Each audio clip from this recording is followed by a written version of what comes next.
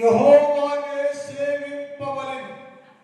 అప్పుడు ఆయన నీ ఆహారమును నీ పానీయమును దీవించబడును. నేను నీ మధ్యలో నుంచి నీ శత్రువులను వెళ్ళగొట్టెదను. చాలు. ఈ వాక్యాన్ని మనం కొన్ని దినాలుగా ధ్యానం చేస్తున్నాం.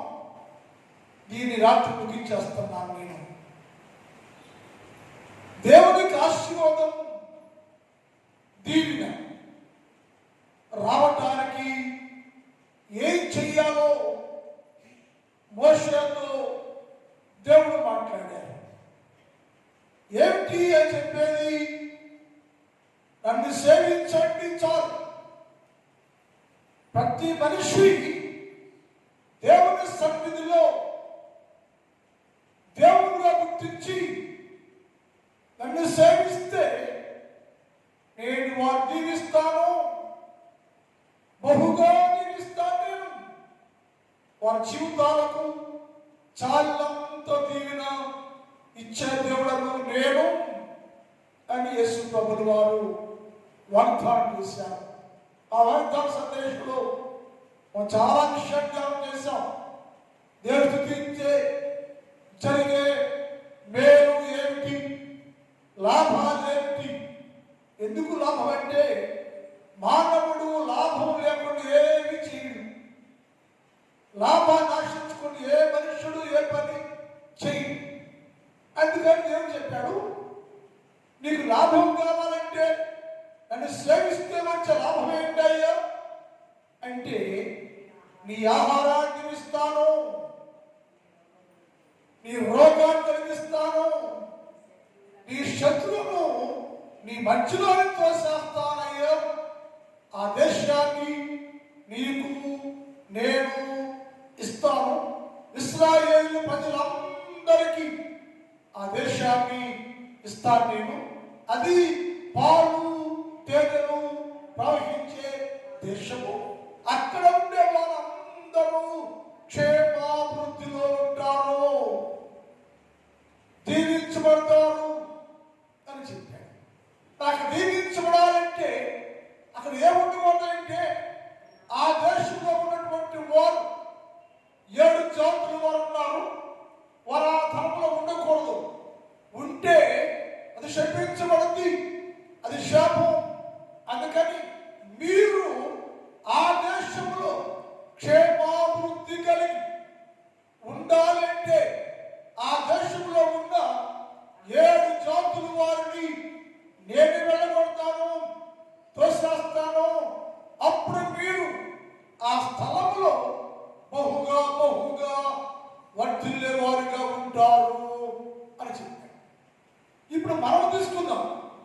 ఇశ్రాయేలు ఆ దేశంలోకి వెళ్ళడానికి వారి లోపలటువంటి ఆ దేశంలో ఉన్న 7 జాతులు వెళ్ళగొట్టేశారు. ఇప్పుడు మన విశ్వాసం దేవుని ప్రజలు. మరి నీవు పరమకారణమైనటువంటి పరలోక రాజ్యంలో ప్రవేశించాలంటే, నీవు పరలోక రాజ్యంలో ప్రవేశించాలంటే నీవేం చేయాలంటే, నీలో ఉన్న విశ్వాసంలో ఉన్న ఒక విశ్వాస జీవితంలో ఉన్న 7 గుణలక్షణాలు, 7 జాతులు, 7 పాపాలకి గుర్తయితే, ఆ 7 జాతుల్లో నీలో ఉండకుండా, నీ హృదయంలో ఉండుకోకుండా, విశ్వాసంలో ఉండకుండా ఎవరు 7 జాతుల గుణలక్షణాలను వెళ్ళగొడతారో వారు క్షేమముగా పరలోక రాజ్యంలో ప్రవేశిస్తారు అని లేఖనాల్లో రాయబడి ఉంది. మనం నేర్చుకున్నాం. వాళ్ళు ఎవరయ్యా అంటే, ఒకటి కనానీయులు అని, వారు ధనాపేక్ష కలిగిన వాడని. ఆ ధనాపేక్ష కలిగిన వాడు దేవుని రాజ్యానికి వారసుడు కాడు అని యేసు ప్రభు వాగ్దానించి చెప్పాడు. భూలోకంలో ఎవరైనా సరే అధిక ధనము కలిగి ఉంటే, అంటే మిగులు ఆస్తి మన జీవితానికి కాకుండా అక్రమంగా సంపాదించే ఆస్తి, మిగులు ఆస్తి కలిగిన వాడు నష్టమైపోతారు, పాపంలో పడిపోతారు, పత్రమైపోతారు. అది మన ఆత్మ జీవితాన్ని పాడు చేస్తుంది అని నేర్చుకున్నాం. అని డబ్బు కోసమే పని చేయకూడదని. రెండోది ఆయన చెప్పాడు, రెండో భాగం అంటే అక్కడ ఏమంట, హిత్తీయులు ఉండరు. హిత్తీయులు అనగా అసూయ పరులు. అసూయ ద్వేషం ఉంటే ఏ వ్యక్తి ఆత్మీయంగా డెవలప్ కాలేడు, అభివృద్ధి కాలేడు, పరిశుద్ధులు కాలేరు, దేవుని రాజ్యంలో ప్రవేశించలేరు. కనుక క్రైస్తవుడు అనగా యేసు ప్రభువుని ధరించుకున్నవారు ఎవరైనా సరే అసూయ ద్వేషం లేని వారుగా ఉండాలి. ఆ పాపము నీలో ఉంటే ఎప్పటికీ పరిశుద్ధుడము కాలేవు. నీ అసూయ నీ ద్వేషము నిన్ను పవిత్రుడు కానికుండా ఆత్మీయంగా ఎగరీకోకుండా అణిచేస్తా ఉంటుంది. ఎప్పుడు పాపిగా ఉంటావు నువ్వు. కనుక నీ లోపల హిత్తీయులు అనే అసూయ కలిగే పాపము ఉండకూడదు. దాన్ని చంపేయాలి. దాన్ని తెచ్చుకోవాలి. చంపకపోతే వెళ్ళకట్టకపోతే ఏంటయ్యా అంటే ఆయన చెప్పాడు, ఎవరైతే బుద్ధిహీనుడు అసూయ వలన చచ్చెదరు అని వాక్యం విధించేవారు. బుద్ధిహీనుడు అసూయ వలన చచ్చెదరు. ఎవరిలో అసూయ కూడదు. పైకి విశ్వాసం కనపడతావా, లోన క్రూరంగా ఉంటాం, పై భక్తుల్లాగా ఉంటాం, ఆ మంత్ర రకరకాల క్రిమినల్ మైండ్ కలిగి ఉంటాం. అది చాలా ప్రమాదం. ఏ విశ్వాసైనా ఏ వ్యక్తి అయినా సరే క్రిమినల్గా ఉండకూడదు. లోనంతా హార్ట్ఫుల్గా ఉండాలి, లోపల శుద్ధీకరణగా ఉండాలి, నిష్కళంకంగా ఉండాలి, నిష్కపటంగా ఉండాలి. లోన్ ఒకటి పెట్టుకుని పైపుడు మాట్లాడకూడదు. అది చాలా పాపం. అది అసూయ వల్ల వచ్చేటువంటి గుణలక్షణం. అది మనలో ఉంటే చంపేయాలి, తోలేయాలి, వదిలేయాలి. అప్పుడు నీవు దేశములో పరలోక రాజ్యంలో స్థిరమైన వ్యక్తిగా ఉంటావని లేఖనాల్లో రాయబడింది. మూడోది అని చెప్పాడు, ఏమంటే అమ్మోనీయులు ఉండేరు. ఒకటేమో కనానీయులు, రెండేమో హిత్తీయులు, మూడోదేమో అమ్మోనీయులు. ఏది చెప్పడం లేదు కాబట్టి ఒకదాని ముగిస్తాను. అమ్మోనీయులు అంటే అతిశయము గర్వము కలిగిన వారు కనాన్ దేశంలో ఉన్నారట. ఇప్పుడేమో ధనం కలిగిన వాడినాడు, రెండేమో అసూయపరులు ఉన్నారు, మూడోదేమో కనాన్ దేశంలో అహంకారం ఉందట. దేశన్నాడు ఆ దేశంలో అహంకారం మధ్యలోనికి పరిశుద్ధ సంఘం అనే ఇశ్రాయేలు కనిపిస్తే వీరు కూడా అలా ప్రస్తుతమైపోతారు. కనుక ఏం చేయాలంటే వారిని అహంకారులను లేక గర్విస్తులను, అహంకారులను గర్విస్తునే అమ్మోనీయులను అక్కడి నుండి వెళ్ళబట్టేస్తాను నేను, ఆ స్థలంలో మీరుంటారు అని చెప్పాడు. అంటే ఒక వ్యక్తి రాజ్యంలో ప్రవేశించాలి అంటే నీకేముండాలంటే మీరు సేవ అనేది ఉండదు. ప్రపంచాన్ని చూడండి, వాడి విశ్వాస అయినా, వాడి పాస్టర్ అయినా, భక్తుడైనా, బిషప్ అయినా, ఆర్డినరీ మ్యాన్ ఇలాంటి ఒక అబ్బాయి తాగేనుకో, తాగేవాడు నిష్కళంగా ఉంటాడు. మీరు మంచోడా, తాగేవాడు మంచోడా? Yes, thank you. ఎందుకంటే వాడు ఆ తాగినప్పుడు ఆ కాశీ ఏమేమి మాట్లాడతాడు, తాగే దీపాలనే తప్పు వేసుకొని పైకి పోయి పడుకుంటాడు. మీరు ఏమనుకుంటారో కింద చాలా డేంజర్ అన్నమాట. భక్తుడిని విశ్వాసుని నాకంత తెలుసు అంత అహంకారం అంటే వాడు ఎప్పటికీ పరిపూర్ణ పరిశుద్ధులు కాలేడు. ఎందుకని అది దేశ స్వభావం కాదది. దేశ స్వభావం అంటే అన్ని విషయాల్లో అహమే లేక తన్ను తాను తగ్గించుకొని భూలోకానికి దిగివచ్చి ఎక్కడ కూడా గర్వమో అహంకారాల్లో ప్రదర్శించిన వారు కాదు యేసు క్రీస్తు ప్రభుల వారు. కానీ మనుషులు ఆయన నమ్ముకునేవారు, ఆయన సేవించేవారు. ఎలా ఉంటున్నారయ్యా? ఎలా ఉండకూడదంటే మనము అమ్మోనీయుల వలె గర్వం కలిగిన వారుగా ఉండకూడదు, అహంకారులుగా ఉండకూడదు. 73వ కీర్తన 2-6 నిదానం చూద్దాం. 73వ కీర్తన 2-6.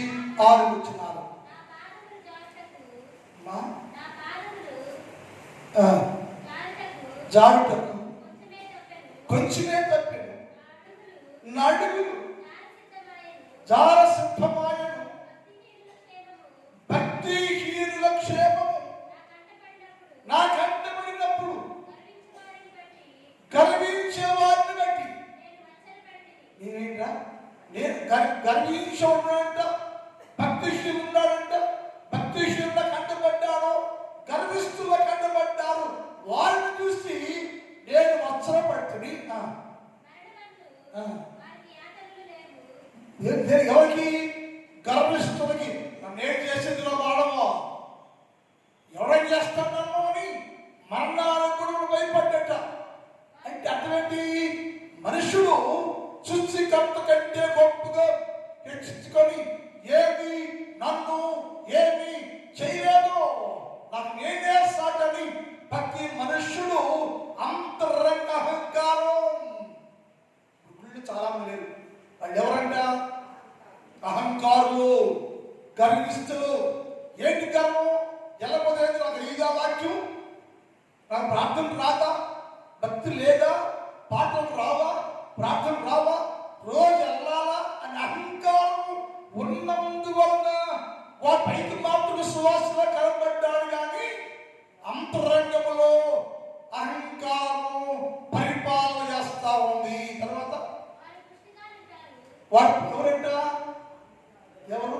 అహంకారంట. చాలా పుష్టిగా ఉంటాడ చూడడానికి.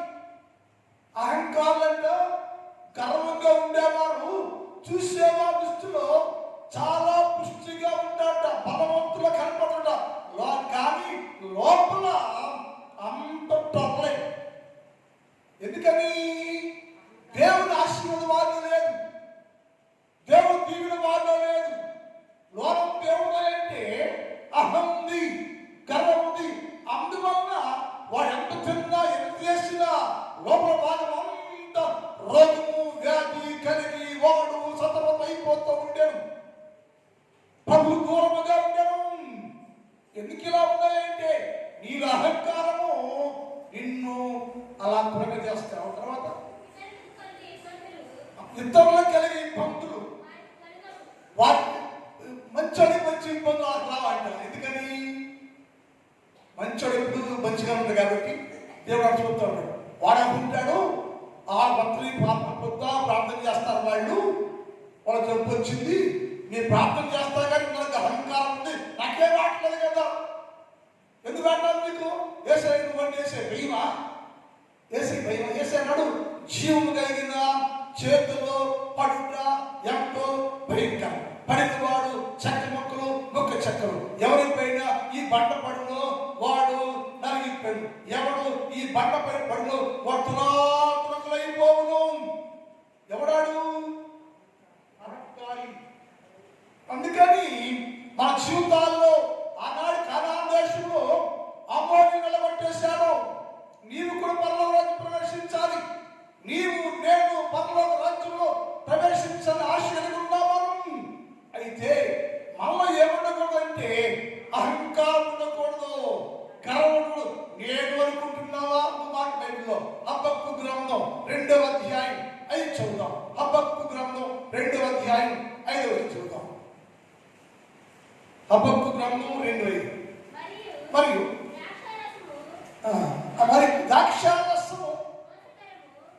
ద్రాక్షారసము చాలా మోసకరము. దేని బట్టి? తనను బట్టి. ఎవరికి వారు నేనే గ్రేట్, నేనే గొప్ప. అమ్మో మీరు అనుకుంటారు మేము కానాను దేశం వారమయ్యా, మేము కానానీయులు అయ్యా, అన్నింటి మేమే గ్రేట్ అయ్యా, మా దేశంలో సస్యశ్యామలం ఉందయ్యో, మా దేశంలో తృప్తికరం ఉందయ్యో, మేము కట్టుకున్నామయ్యో, అది మాదయ్యని. అమ్మో నీవు అహంకారులుగా కానాను దేశంలో ఉంటే అని వారేమిటంట? తనను బట్టి. ఎవరికి వాడు? నేను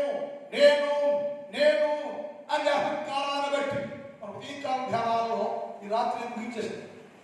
అది ఈరోజు దాన్ని ముగించేసాను. రేపు ఆదివారం ఉదయకాల ధ్యానం ఉండదు, సాయంత్రం వరకు ఉంటుంది. అది ట్రైనింగ్ పొందిన పాస్టర్కి అర్థమవుతుంది. ఆదివారం ఉదయకాలం మార్నింగ్ డివోషన్ చేయకూడదు. రేపు ఆదివారం ఉదయకాలం ధ్యానం ఉండదు. మనం ఉదయకాలం ఈ శనివారం వరకు ధ్యానం చేసి ఏంటంటే మరి యేసు చెప్పాడు, నేను యాకోబు, నేను ఇశ్రాయేలు, నేను యాకోబు, నేను ఎవరయ్యా అన్నాడు ఆయన. నేను విమోచకుని, నేను నీ కన్నవాడిని, నేను నీ పుట్టించాను అని చెప్పాడు.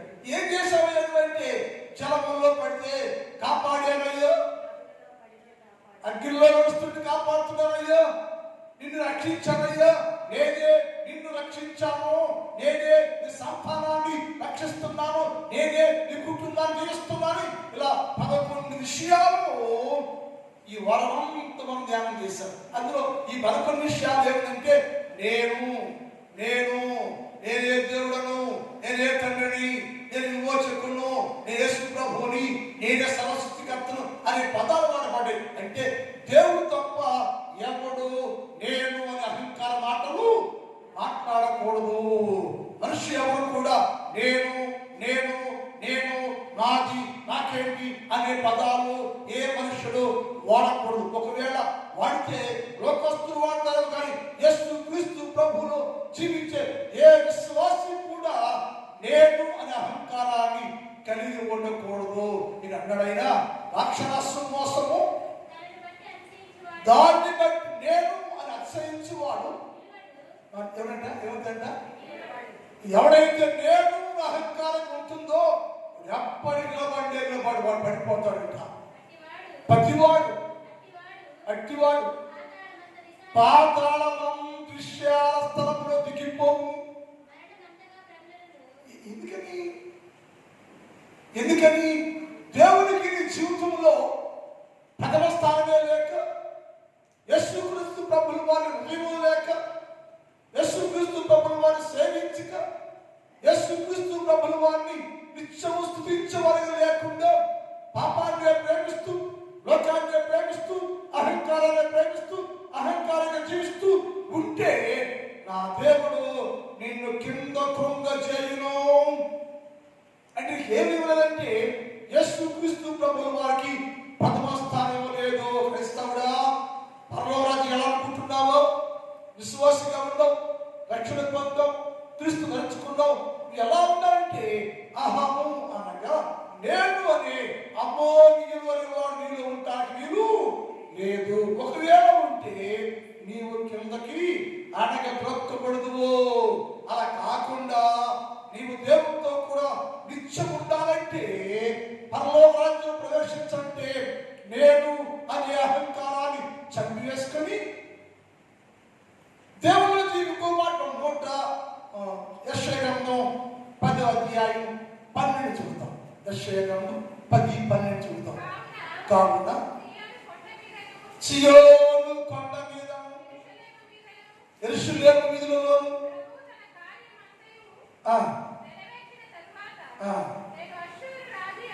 అష్షూరు రాజు యొక్క హృదయ గర్వము వలన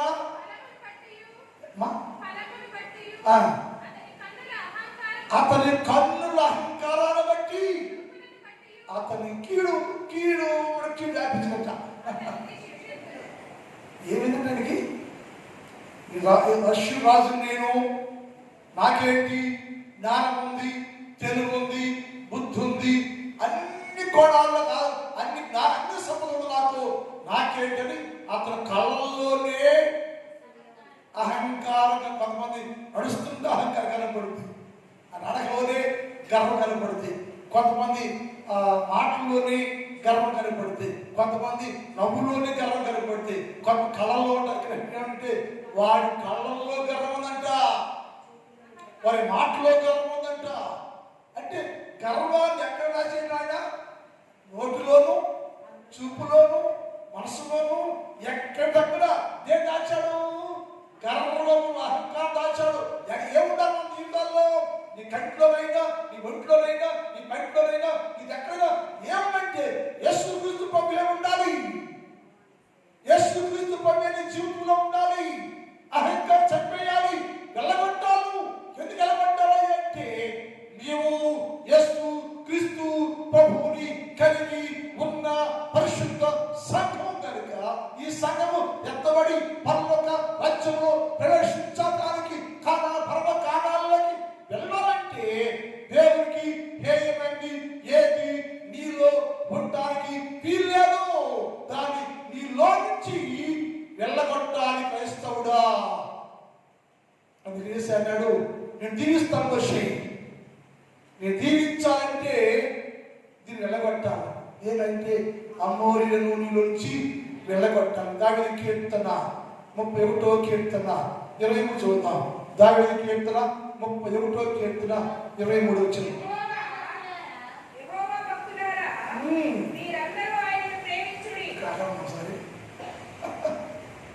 అట్లాస్ని పొద్దు మమ్మల్ని అంటారనుకోవద్దు. మీరు అర్థమవుతున్న భాష మిమ్మల్ని మీరు అందరూ మంచి ప్రార్థనా పనులు, భక్తులు, వెరీ గుడ్ పర్సన్స్.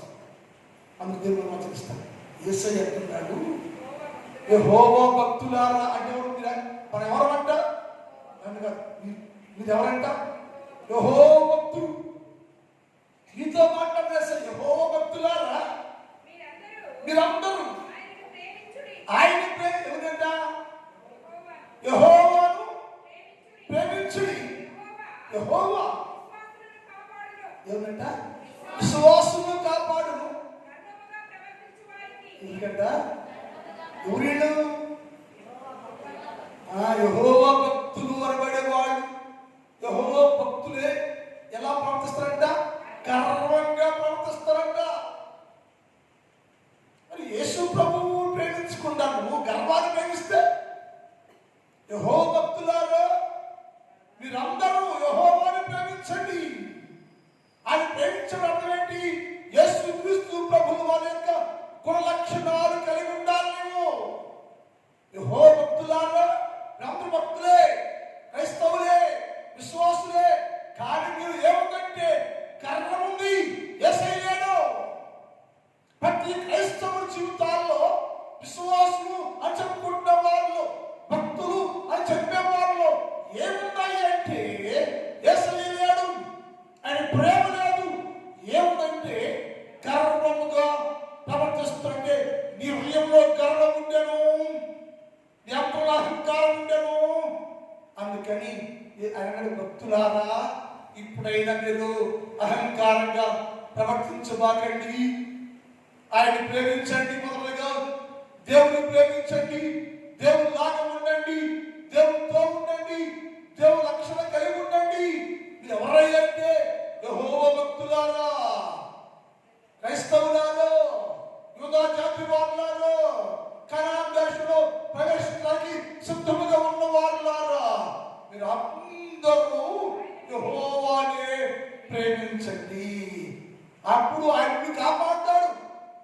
అహంకారం లేకుండా నిష్కపటంతో దేవుడిని ప్రేమిస్తే ఆయన్ని ప్రేమిస్తాడు, నీ కాపాడతాడు. తర్వాత గర్వంగా ప్రవర్తించు వారికి ఆయన ఏంటంట? గర్విష్ఠులందరికీ ప్రతీకారం చేస్తాడు దేవుడు, న్యాయం చేస్తాడు దేవుడు, తీర్పు చేస్తాడు దేవుడు. ఆయన తీర్పు చేస్తే ఎవడికి ఎక్కడో ఎప్పుడు ఎలా పతనైపోతుందో ఇది నీకు. కానీ ఎందుకు చేశాడు? ఇప్పుడు నువ్వు క్రైస్తవుడు, నా భక్తులారు, విశ్వాసులారు, మీరు అందరూ నా పిల్లలే కనుక మీ అంతరంగాల్లో ఏం ఉండకూడదంటే గర్వం ఉండకూడదు. మీరు ఎవరయ్యా? దేవుడి పిల్లలు. యేసయ్య ఉంటారు కదా, యేసయ్య మాట్లాడతారు కదా, యేసయ్య గొడవ కదా. యేసు క్రీస్తు ప్రభువు వారు భూలోకంలో ఎక్కడైనా అహంకారాన్ని ప్రదర్శించాడా? లేదే. మరి ఎందుకు అహంకారం ఉంటావయ్యా?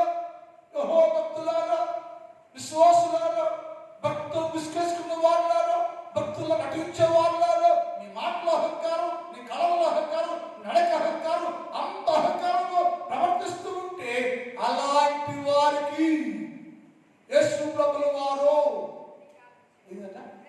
ప్రతీకారం చేయును. ప్రతిఫలమిచ్చును, తీర్పు చేయను. కనుక వాక్యం వినే మనం ఏం చేయాలంటే, అయ్యో దేవుడు నాకు తీర్పు చేస్తాడంట, నా ప్రతిఫలం ఇస్తాడంట, నా పాపాన్ని బట్టి లేక నాలో నా అహంకారాన్ని బట్టి ఆ శిక్షణ పొందాయో అని ఎవరైతే భయం కలిగి నీలో ఉన్న అమ్మోనీలను వెళ్ళగొడతాడో, గర్వాన్ని వెళ్ళగొడతాడో, ఆ గర్వాన్ని తీసుకొచ్చుకోవాలి. ఎందుకు గర్వం లేదు? తీసుకుని అనుకుంది మనలో మాట అందరూ భక్తులు అనుకుందాం. మనం ఏం తీసుకోవాలి? గర్వం మనకి అదిపాటు ఎందుకు? ఏముంది ఇంకా? ఏముంది? డబ్బుందా? ₹1 ఏం లేకపోతే బాగుందా? ఏం తీసుకోవాలి అదిపాటు నీకు? ఎందుకు గర్వపడతావు నువ్వు? మనం ఏ పాట పాడము? అందుకు ఏముందని అన్నీ ఉండాలనిగే ఉండట. మన అన్ని విషయాలు ఎప్పుడు గుర్తుపెట్టుకోండి. అన్ని రంగాల్లో తగ్గించుకునే ఉండాలి మనం, లోపరుచుకుండాలి మనం, విధేయులుగా ఉండాలి మనం. ఎప్పటికీ మన దేవుని దగ్గర ఎప్పుడు తగ్గించుకుని జీవించాలి. నా అన్ని తనువు, మనస్సు, ఆత్మ, శరీరాన్ని యేసుక్రీస్తు ప్రభుకి అప్పగించేది. మనం పాట పాడతాం ఏమని? నావన్నీ అంగీకరించుము దేవా. ఎప్పుడు పాడతాం అంటే నాకు రాదా పాట. ఎప్పుడు పాడతాం కానుకలు పాట పాడతాం. ఇంత ఇచ్చేది అసలు ఏసైకి నావన్నీ అంగీకరించు. ఏమి ఇచ్చేసా అంగీకరించడానికి? ఏమి ఇచ్చావు నువ్వు అని ఏం అంగీకరిస్తాను? దగ్గర ఇచ్చిందే చచ్చేది ఏం పాట మాత్రం పాడాం. నిన్నే అందుకే కయ్యూలు అప్పడం అని దేవుడు అంగీకరించకపోవడం కారణం ఏంటి? అన్ని ఇవ్వలా కయ్యేమో ఏ పేరు కొన్ని అన్ని ఇచ్చేసాడు. హృదయపూర్వకంగా, ఇష్టపూర్వకంగా, భక్తిపూర్వకంగా, క్షేమపూర్వకంగా దేవుడు గుర్తించాడు. అందుకని ఆయన అన్నాడు, నువ్వు ఏం చేయండి? యేసు ప్రభు హృదయాలయ్యా, నువ్వు యేసులాగుండు క్రైస్తవుడా. ఆనాడు తెలియదు మనకి, ఇప్పుడు ప్రతిరోజు దేవుడి వాక్యం వింటున్నాం మనం. అందుకని ఏం చేయాలంటే గర్వాన్ని, అహంకారాన్ని చంపేసి నిమిత్తంగా ప్రభువా, అయ్యా అభాగ్యునయ్యా, నీ బిడ్డనయ్యా, నన్ను గుర్తించవయ్యా, ఎన్నుకున్నావయ్యా, నీ సొత్తు అయ్యా, దీవించయ్యా, ఆశీర్వదించయ్యా, నీ మాట ప్రకారం జీవిస్తున్నా, నాకేమి కావు దయచేయ ప్రభు. ఎప్పుడైతే నిన్ను నీవు యేసు ప్రభుకి అప్పగించుకుంటే అన్నీ పొదుపులు ఉదయకాల ధ్యానంలో మాట ఉంది, నేను దేవుడు కనుక మీరు నా పిల్ల కనుక మీ అందరికీ జీవితంలో నూతన క్రియ చేస్తున్నాను చెప్పాడు పొద్దున వాక్యంలో. మీ అందరూ పిల్ల కనుక, నా సొత్తు కనుక మీ అందరి జీవితాల్లో నూతనమైన కార్యం చేయబోతుందా. ఏంటంటే నూతన ఆశీర్వాదం, నూతన ఆస్తి, నూతన సంపద, నూతన ఆరోగ్యాన్ని 7 విషయాలు ఒక్క మాట చెప్పాడు. నాకు తెలియదు. సో మన జీవితాల్లో కండి ఎప్పుడైతే అహంకారం లేకుండా నువ్వు ఉంటావో అప్పుడే అన్నాడు, నేను నిన్ను దీవిస్తానయ్యా. అందుకని భక్తుడు దావీదు ఒక మాట మాట్లాడి చుట్టాన్ని అయిపోయింది. భక్తుడు దావీదు 1వ కీర్తన 5 చదువుదాం. 101వ కీర్తన 5.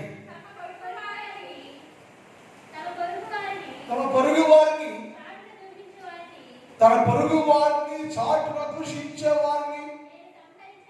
ఎందుకంట పొరుగు వారు చాటును దూషిస్తా? ఎవరు చూస్తా చాటు దూషించేవారు? నేనున్నాను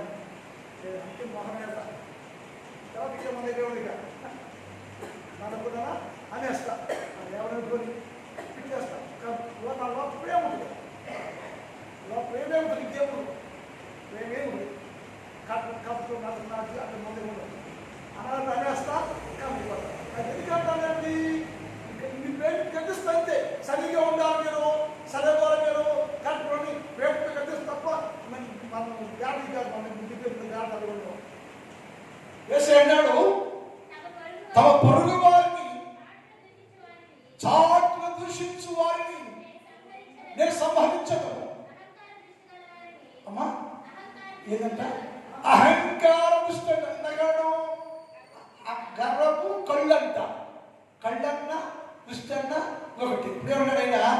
అహంకార దుష్టుండవాడంట నీ పొరుగు వాడిని ఇంట్లో కూర్చొని తిడతారంట, నీ పొరుగు వాడిని ఆ చెట్టు కడుపు తిడతారంట, నీ పొరుగు వాడిని చేపలకు తిడతారంట, నీ పొరుగు వాడిని జనాలకు తిడతారంట. ఇక్కడ తింటారని అలా ఉండకూడదండి, అలా ఉండకూడదు. అలా ఉంటే క్షేమం కదది. అలా ఉంటే మన క్షేమమే కాదు, అందరూ ఇష్టంగా ఉండాలి, మనం దైవికి ఉండాలి. మనం మీరు ఒకరు దూషించుకోవద్దు, మీరు అందరూ వేసవిలో మీరు ఎవరు ఒకరొకరు దూషించుకోకూడదు, ఒకరు ఎత్తిపరుచుకోకూడదు, ఒకరు విమర్శించుకోకూడదు. అది మంచిది కాదు. నేను చాటు దూషిస్తాను, అహంకారం కలిగేవాడు చాటు దూషిస్తూ ఉంటే, చాటు చెడుతూ ఉంటే అది తిరిగి నీకే వచ్చిందట. కనుక మనం ఏం చేయాలంటే యేసుక్రీస్తు ప్రభువుల వారి సన్నిధిలో ఉండే మనం యేసయ్యను మహిమపరిచేవారుగా నిన్ను బట్టి అది ఏంటంటే కనాన్ దేశానికి వెళ్ళాలి, నువ్వు పరలోకం ప్రవేశించాలి, నువ్వు పరలోకానికి ప్రవేశించాలంటే ఏంటంటే నీలో ఉన్న అమోనీయులనే అతిశయాన్ని తోరేయాలి, వెళ్ళగొట్టాలి, తీసేయాలి, ప్రశ్నింపవాలి. అప్పుడు నీవు పరమకాలంలో దేవుడితో కూడా నివాసం చేయగలం, అభ్యాసం చేయాలి మనం.